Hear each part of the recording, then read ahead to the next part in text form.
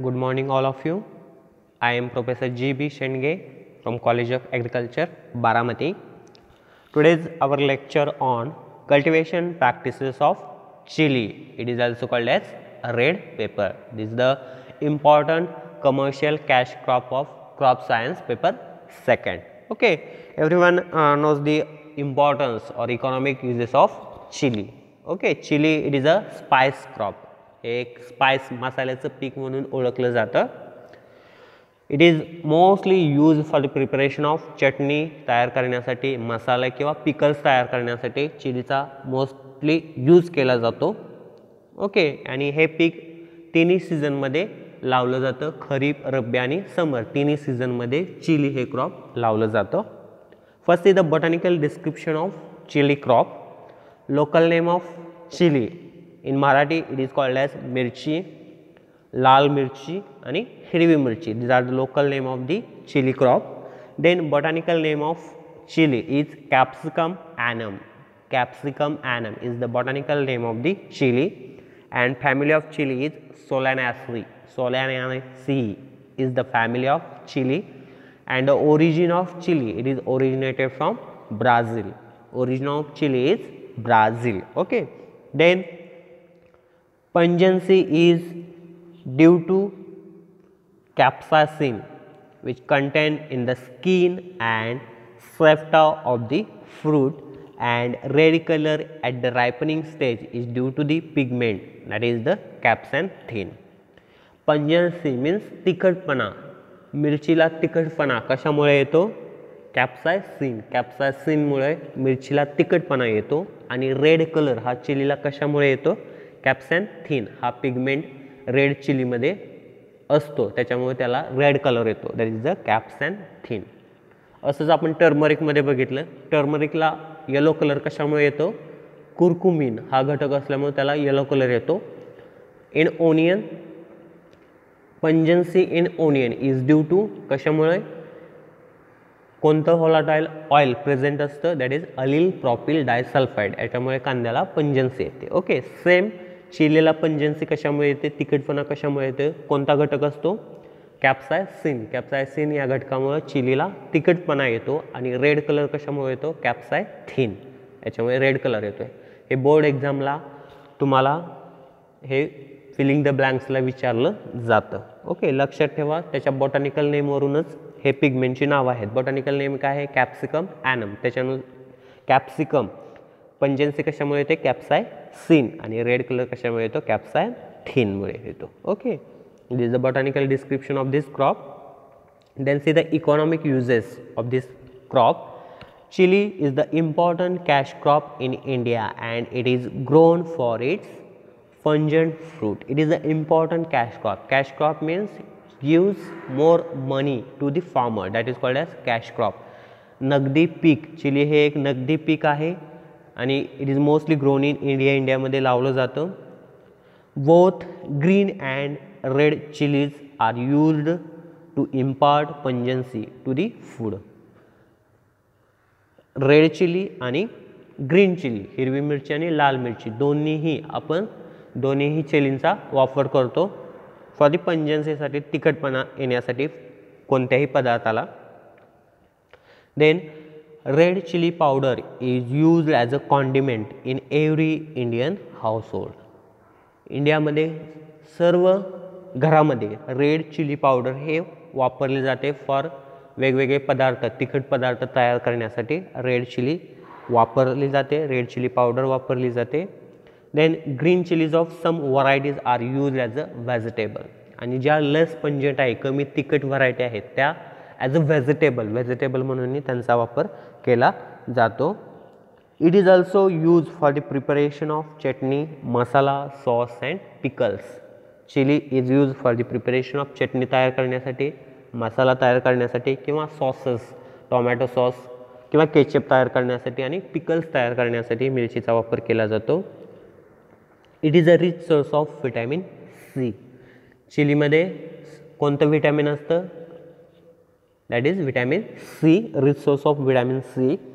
And extract of green chilies can be used as a bioinsecticide. Bioinsecticide म्हणजे जैविक कीटकनाशक.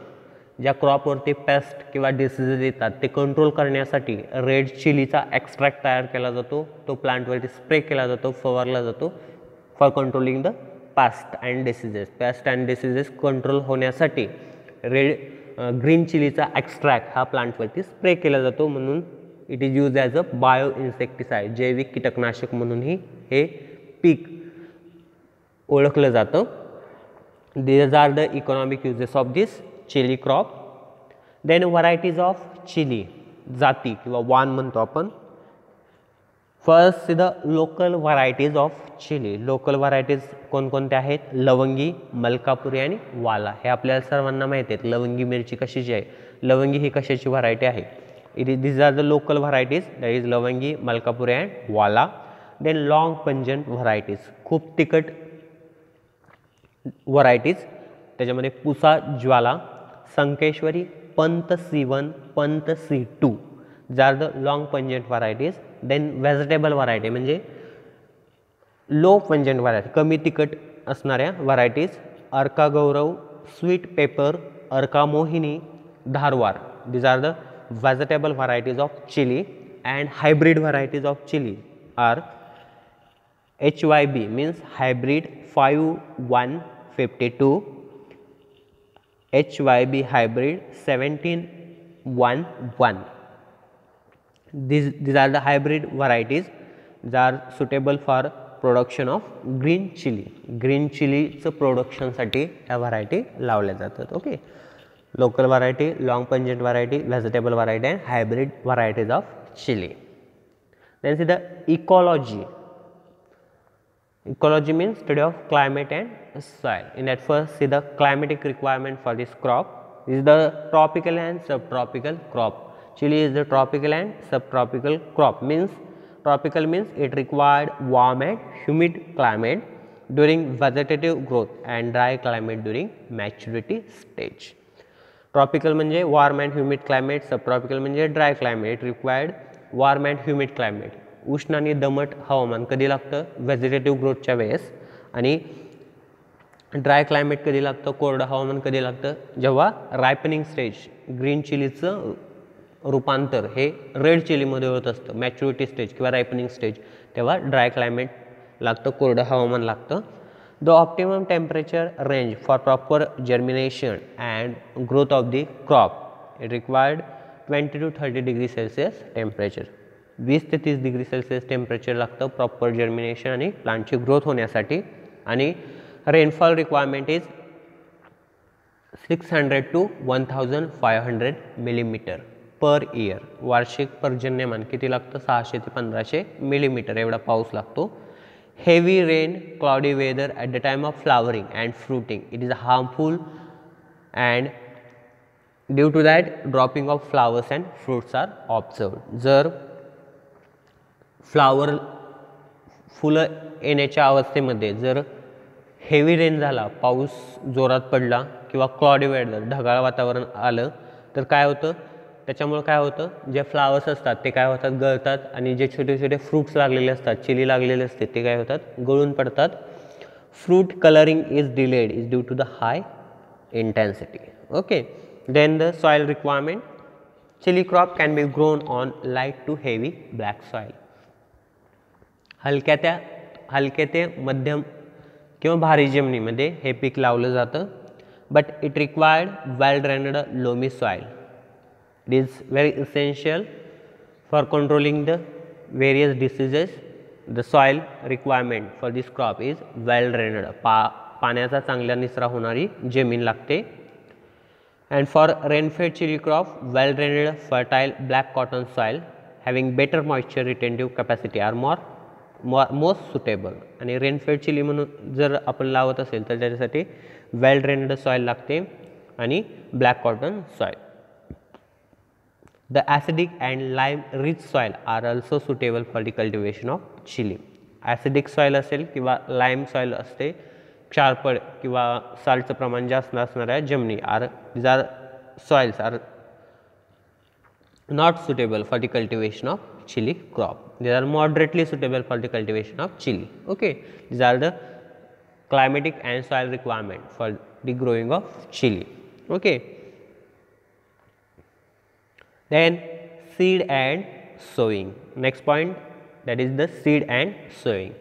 Sowing time or sowing season. This crop is grown in all the seasons, kharif, rabi and summer. तिन्ही season मध्ये हे पीक लावलं जातं.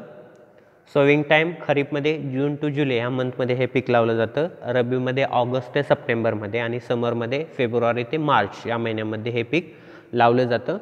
Seed rate requirement is 1.5 kg seeds per hectare. याचा seed rate खूप कमी आहे कारण चिलीचे सीड्स हे खूप लहान असतात.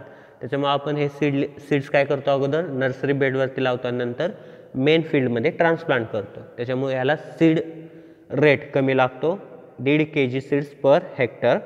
Then spacing it is depend on the type of soil. Light सॉइलसाठी 16 to 60 सेंटीमीटर, मीडियम सॉइलसाठी 75 to 75 सेंटीमीटर अँड हेवी सॉइलसाठी 90 to 90 centimetre. The spacing requirement for the chili crop is depend on the type of soil. 16 to 60, 75 to 75, 19 to 90 centimeter between row to row and plant to plant. Okay, same spacing आहे कारण ह्या प्लांटची canopy ह्याला branches जास्त असतील तर production किंवा चिलीचं प्रमाण जास्त असतं. त्याच्यामुळे याला प्लांट टू प्लांट आणि रो टू रो स्पेसिंग काय केलं जातं, सेम ठेवलं जातं. Okay, then raising of seedlings.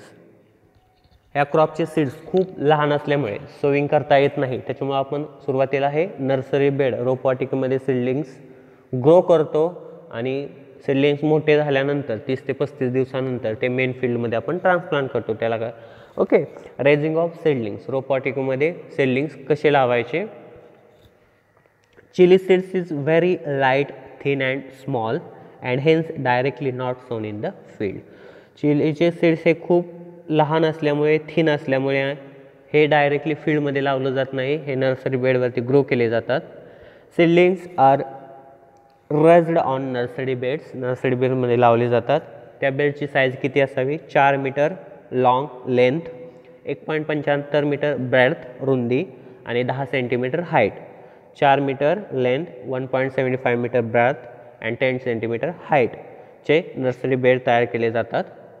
Bed तयार केल्यानंतर 15 kg of FYM is well mixed in the upper layer of the bed. बेडच्या वरती 15 किलो एफ फायम, चांगलं कुजलेलं एफ फायम बारीक करून पावडर टाईपमध्ये एफ फायम असतं ते काय केलं जातं, मिक्स केलं जातं. त्याच्यानंतर seeds are taken from healthy well matured fruits and treated with Ceresan for protection against the seedborne diseases. F FYM mix केल्यानंतर सीड्स काय केले जातात, त्या बेड्सवरती लावले जातात. त्याच्या अगोदर ते seeds are treated with Ceresan. Ceresan हे फंगीसाईड आहे, हे ह्याची ट्रीटमेंट केली जाते for controlling the seedborne diseases. Seedborne diseases control होण्यासाठी सेरेसनची सीड ट्रीटमेंट केली जाते. सीड ट्रीटमेंट केल्यानंतर they are mixed with fine soil. Seeds काय केले जातात, फाईन सॉईल असते किंवा सँड असेल त्याच्यामध्ये ते सीड्स काय केले जातात, मिक्स केले जातात. कारण इव्हनली प्रॉपर सोविंग होण्यासाठी ह्या क्रॉपचे सीड्स खूप लहान असतात, त्याच्यामुळे त्याच्यामध्ये फाईन सॉईल किंवा फाईन सँड मिक्स केले जाते आणि मिक्स केल्यानंतर सोविंग केलं जातं. Then 1.5 kg seeds per hectare is sufficient for growing the 1 hectare area. 1.5 kilo seeds लावले जातात नर्सरी बेडवरती फॉर ग्रोविंग 1 हेक्टर एरियासाठी. Then sowing is done in a line 10 centimeter apart and 2 centimeter deep. Sowing कसं करायचं, nursery बेडवरती 10 centimetre apart, म्हणजे 2 लाईनमधील spacing हे 10 centimetre ठेवायचं आणि डेप्थ, सीड्सची डेप्थ 2 सेंटीमीटर एवढी काय केली जाते, ठेवली जाते. Okay, sowing is done in line 10 centimetre. Suppose हा नर्सरी बेड आहे, हा नर्सरी बेड आहे, तर सोविंग कसं करायचं, लाईन्स खुरप्याच्या सहाय्याने लाईन्स आखून घ्यायच्या. ह्या दोन्ही लाईन्समधलं स्पेसिंग किती ठेवलं पाहिजे, 10 सेंटीमीटर आणि डेप्थ किती असते 2 सेंटीमीटर. जास्त डेप्थ ठेवायचं नाही कारण सीड्स खूप लहान असतात साईजने, त्याच्यामुळं जर डेप्थ जास्त झाली तर जर्मिनेशन व्यवस्थित होणार नाही. त्याच्यामुळे डेप्थ जास्त न ठेवता 2 सेंटीमीटर एवढी डेप्थ ठेवायची आणि 2 लाईनमधील स्पेसिंग 10 सेंटीमीटर एवढं ठेवायचं. Then after sowing, seeds are covered with thin layer of soil and layer of paddy straw is spread on the beds to protect them from the sunlight. And after sowing केल्यानंतर ते seeds कशा सहाय्याने cover करायचे, त्याच्यावरती fine soil काय करायचे त्या सीडवरती टाकायचे. टाकल्यानंतर पॅडी स्ट्रॉ असेल किंवा व्हीट स्ट्रॉ, गव्हाचा पेंडा म्हणतो किंवा भाताचा पेंडा असेल, तो काय करायचा त्या बेडवरती स्प्रेड करायचा जेणेकरून त्याचा डायरेक्ट सनलाईटशी कॉन्टॅक्ट येऊ नये म्हणून.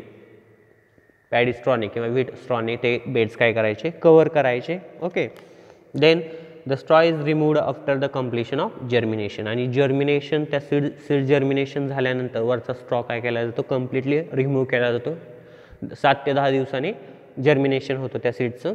Then bed should be watered daily for first few days with watering can and then at an interval of 10 to 15 days. Straw टाकल्यानंतर बाहेर काढल्यानंतर जर्मिनेशन होईपर्यंत रोज जातं पाणी दिलं जातं आणि जर्मिनेशन झाल्यानंतर 10 ते 15 दिवसाच्या अंतराने त्या बेड्सवरती पाणी स्प्रेड केलं जातं. कशा सहाय्याने, वॉटरिंग कॅन, झारा म्हणतो त्याच्या सहाय्याने काय केलं जातं, आपण पाणी स्प्रेड केलं पाहिजे. Then seedlings become ready for transplanting when they attain 15 centimetre height. जेव्हा सीडलिंगची हाईट 15 सेंटीमीटर एवढी होईल त्यावेळेस त्या स्टेजला काय करायचे, ट्रान्सप्लांटिंग करायचे किंवा 35 ते 40 डेज आफ्टर सोईंग, 35 ते 40 दिवसाच्या नंतर किंवा 15 सेंटीमीटर जेव्हा त्या सीडलिंगची हाईट होईल, त्या रोपांची हाईट होईल, तेव्हा ते काय करायचे, अप्रूट करायचे आणि मेन फील्डमध्ये ट्रान्सप्लांट करायचे. Then topping is done 8 to 10 days before transplanting to make seedlings sturdy and escape from leaf curl and mosaic disease. आणि ट्रान्सप्लांटिंग करायच्या अगोदर 8 ते 10 दिवस अगोदर काय करायचं, टॉपिंग करायचं. टॉपिंग मीन्स आपण ग्राममध्ये बघितलं, टॉपिंग म्हणजे काय, त्याला निपिंग म्हटलं जातं. रिमूव्हल ऑफ ऑक्झिलरी बर्ड्स किंवा शूट्स. ओके. जे ग्रोविंग शूट आहेत ते काय करायचे, रिमूव्ह करायचे, त्याला काय म्हटलं जातं, टॉपिंग असं म्हटलं जातं. टॉपिंग कधी करायचं, 8 ते 10 दिवस अगोदर, ट्रान्सप्लांटिंगच्या अगोदर करायचं. कशासाठी करायचं, for controlling the leaf curl or mosaic disease. Leaf curl म्हणजे चुरड्या मुरड्या रोग असं म्हणतो किंवा मोझॅक हा व्हायरस डिसीज आहे. हे डिसीजेस कंट्रोल करण्यासाठी काय केलं जातं, टॉपिंग केलं जातं. Okay. This is the rising of seedlings. Okay. This is the package of practices for growing chili crop. Remaining package of practices we will see in next lecture. Okay. Thank you.